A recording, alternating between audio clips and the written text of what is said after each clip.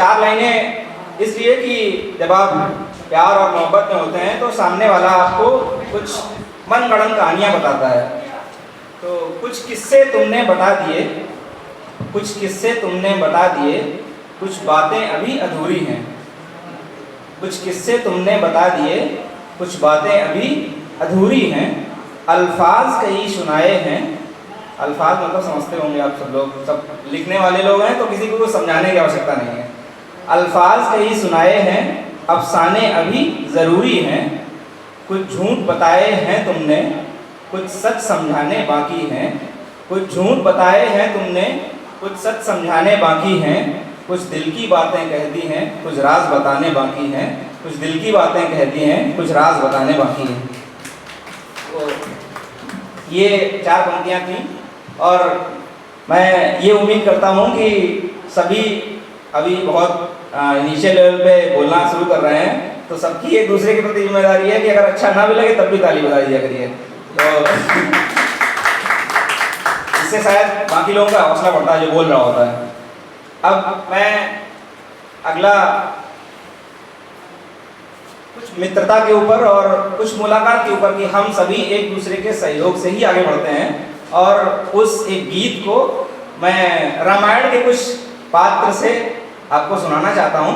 अच्छा लगे तो आप लोग तालियां बजा सकते हैं। जिस किसी से मिलो हाल भी पूछना, क्या बात है। जिस किसी से मिलो हाल भी पूछना, जाने किस हाल में याद तुमको किया। जिस किसी से मिलो हाल भी पूछना, जाने किस हाल में याद तुमको किया। मुँह अगर मोड़ लेती है किस्मत कभी, मुँह अगर मोड़ लेती है किस्मत कभी। राम ने बिन सिया कैसा जीवन जिया। जिस किसी से मिलो हाल भी पूछना। अगला, कई दोस्तियां राम जी के जीवन में हुई या कई मुलाकातें हुई जिनकी वजह से उन्होंने इतनी बड़ी फतेह हासिल की। हम उसको भगवान की तरह मत देखें, हम उन्हें एक इंसान की यात्रा की तरह देखें। तो यदि जटायु को मिलते न श्री राम जी, यदि जटायु को मिलते न श्री राम जी, फिर श्री राम को ना हनुमान जी, फिर श्री राम को ना हनुमान जी। तो पता कैसे चलता प्रभु को मेरे, तो पता कैसे चलता प्रभु को मेरे। किसने माता सिया का हरण कर लिया, किसने माता सिया का हरण कर लिया। जिस किसी से मिलो हाल भी पूछना। अगला नेक्स्ट दोस्ती पे उनके जीवन में जो आई, मित्रता यदि न हो पाती सुग्रीव से, मित्रता यदि न हो पाती सुग्रीव से। जंगलों में न मिलते हर एक जीव से, जंगलों में न मिलते हर एक जीव से। कैसे मिलता समंदर के पारे पता, कैसे मिलता समंदर के पारे पता। दुष्ट रावण ने माँ को कहाँ रख दिया, दुष्ट रावण ने माँ को कहाँ रख दिया। जिस किसी से मिलो हाल भी पूछना। और अंतिम छंद, यदि विभीषण से न यदि विभीषण से मिलते हनुमान जी, यदि जब लंका गए वो तुलसी देखी, अचानक से भगवान उन्होंने देखा कोई राम भक्त है, तो जब विभीषण से न मिलते न हनुमान जी। मित्रता कैसे होती श्री राम से, मित्रता कैसे होती श्री राम से। फिर पता कैसे चलता वेदना भी कहो, फिर पता कैसे चलता वेदना भी कहो। जिससे रावण का वध राम ने कर दिया, जिससे रावण का वध राम ने कर दिया। जब किसी से मिलो हाल भी पूछना, जाने किस हाल में याद तुमको किया, जाने किस हाल में याद तुमको किया। मुँह अगर मोड़ लेती है किस्मत कभी, मुँह अगर मोड़ लेती है किस्मत कभी। राम ने बिन सिया कैसा जीवन जिया।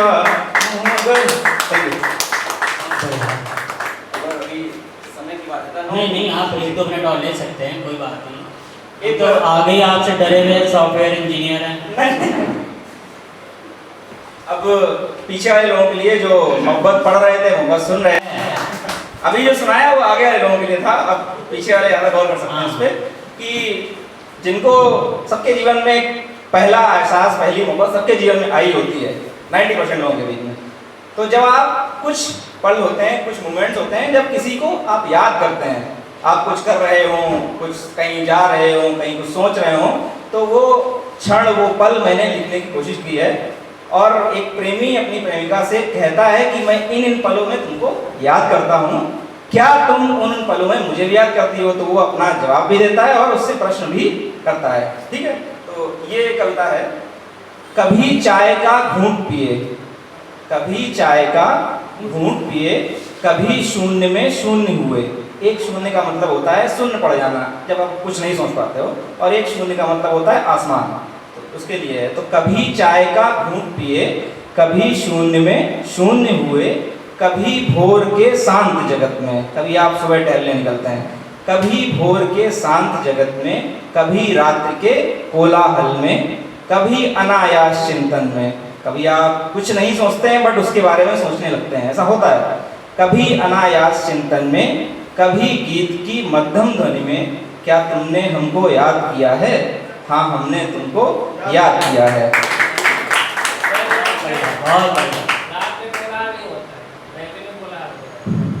हाँ जी, आप अपना मत रखिए।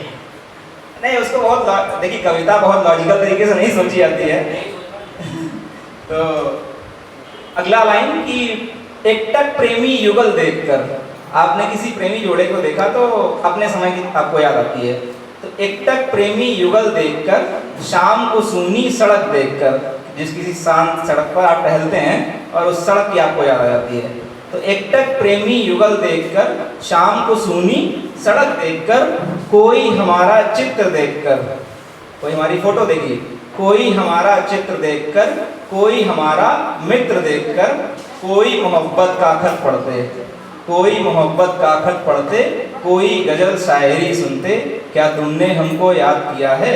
हाँ, हमने तुमको याद किया है। बहुत बढ़िया, बहुत ही बढ़िया अभिषेक जी। और अंतिम छंद यह है कि कभी रात्रि में अनहद जगते। कभी आप देर रात तक जगते हैं और कुछ नहीं सोचते हैं, बस उसी को सोचते हैं। तो कभी रात्रि में अनहद जगते, कभी आसमां तकते तकते। कभी आप आसमान में खो जाते हैं देखते देखते।